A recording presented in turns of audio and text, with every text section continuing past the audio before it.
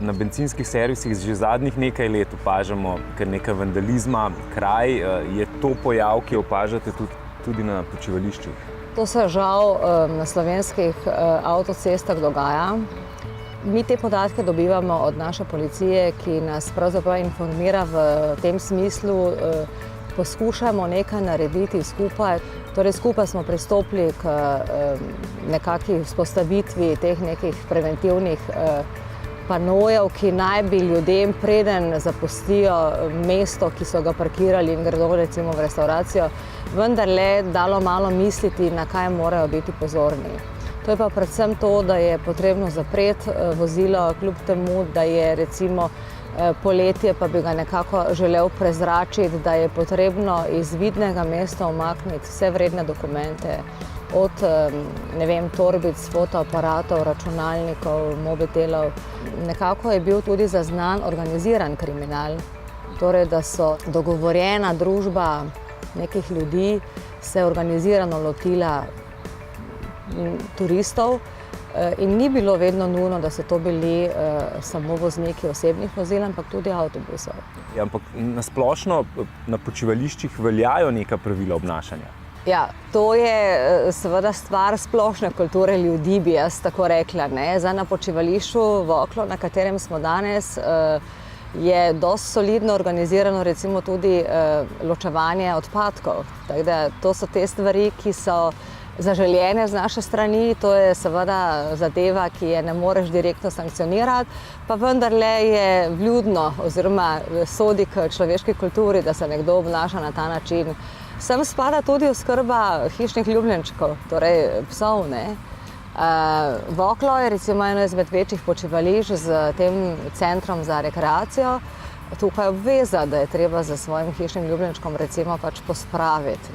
Pri hišnih ljubljenčkih mogoče še samo ena zadeva. Je že po pravilih predvideno oziroma celo zapovedano, da je treba takšno žival voziti na varen način.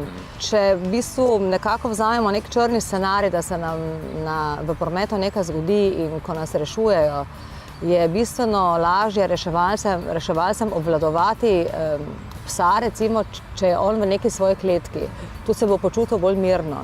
Nam se dogaja, da psi pobegnejo, že če je sama prometna nesreča in potem, ko se vozilo odpre, če niso v takšnem prostoru, kar je potem še dodatna težava v fazi reševanja, ali pa da so na samem počivališču, ko se vozilo ustavi in če je žival ni navajena potovanja, je zaradi stresa, ki ga tudi doživlja, lahko pobegne. To se nam je že dogajalo in se dogaja, zato morda tudi previdnost na tem področju. Kako pa je s samim tovorom?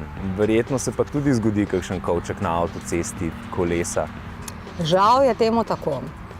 Zakon o pravilih cestnega prometa je sicer zelo jasen in govori, da smo odgovorni, da tovor pričvrstimo na vozilo ali ga imamo zadaj, tako da je varno.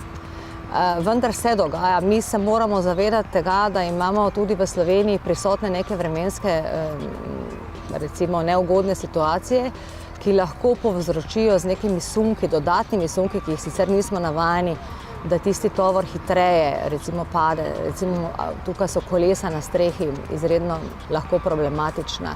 To se dogaja in takrat je pač treba malo vedeti, da je vozilo drugače obteženo kot v vsakodnevni vožnji, da ima bistveno več kilogramov, sploh pa če ima potem tudi en takšen volumen, takšen tovor, ki velik volumen v bistvu dosega. Opozorilo pred neko tako potjo ni nikoli odveč. Se pravi, deske za surfanje, supi v kombinaciji s kolesi, se je lepo pogledati takšno avto, rečeš, no, to pa gre nekdo na zelo dinamičen, aktivne počitnice, pa je potem škoda, da se kaj takšnega dogodi.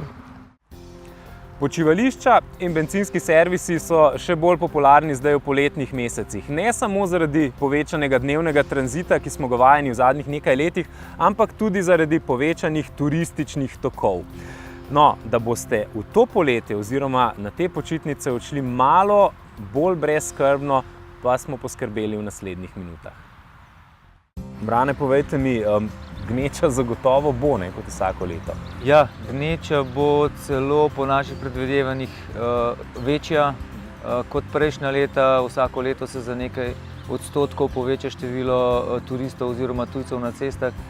Tako da je zelo pomembno načrtovanje. Včasih je veljalo, da se je treba od doma odpraviti čim bolj zgodaj zjutraj.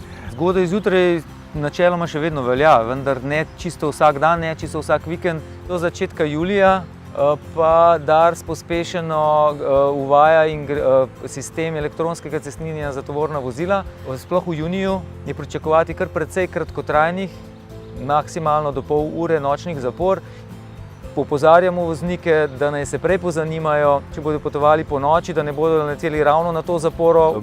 Opazili smo, da tam, kjer so postavljene, nekateri že besno pritiskajo na pedalko za zavoro, ker se bojijo, da bi se skrival notri radar. Lahko to potrdimo, ovržemo? Ne, radarjev zaenkrat tam ni. Če gremo na konkretno vprašanje. Šola se zaključi v petek 23. junija. Vsekakor najslabša varianta je, da gremo v petek ob 2 ali pa ob 3 ali pa v soboto ob 8. Najbolje je, če je le možno, da gremo čim prej zjutraj ali pa dopoldne v petek. Če pa že moramo iti v soboto, je pa dobro, da smo čim bolj zgodaj na poti, nekako tako, da smo že ob 7. uri že ven iz ljubljanskega avtocestnega obroča. Je naslednji težaven dogodek med poletjem zadnji vikend v juliju. Vikend, ki je najbližje 1. avgustu, je najhujši vikend v celem letu, kar se prometa tiče. Takrat se začnejo počitnice v večjem delu Nemčije, začnejo se kolektivni dopusti v Italiji, iz Avstrije in iz Nemčije, pa tudi iz Poljske, Češke, Slovaške. Pride promet iz severa proti jugu, se pravi od Karavank proti Ljubljani in naprej proti Istri in proti Zagrebu in proti Hrvaški. V nasprotno smer pa gre ogromno ljudi v Romunijo, Bolgarijo, Madžarsko, ki delajo v Italiji, iz Italije, tako da je promet obremenjen v vse smeri, tudi v tujini, tudi v sosednjih državah. Je takrat velik problem, je praktično so vse ceste gosto zasedene z dopustniki. 15. avgust, tudi tokrat pade na torek. V času krize smo opazili, da so se te dopusti skrajšali in so se mogoče pomnožili, se pravi, da so šli dvakrat, mogoče še enkrat za krajši podaljšan vikend. In letos je tak podaljšan vikend ravno za praznik, ki je praktično povsod v srednji Evropi praznik. In takrat lahko pričakujemo že v petek kar precej prometa proti morju, takrat se pa tudi že turisti vračajo.